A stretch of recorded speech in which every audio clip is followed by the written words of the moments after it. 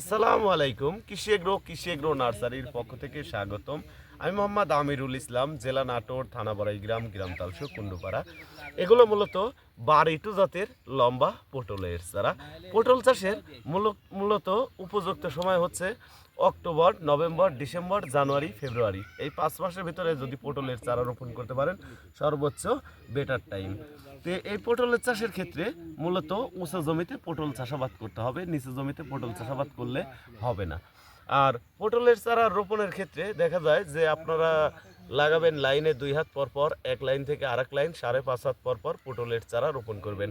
আর চারা রোপণের পূর্বে কোনো ধরনের জমিতে কীটনাশক সার ব্যবহার করবেন না, শুধু সাদা মাটিতে পটলের চারা রোপণ করে দিয়ে পানি দিতে হবে।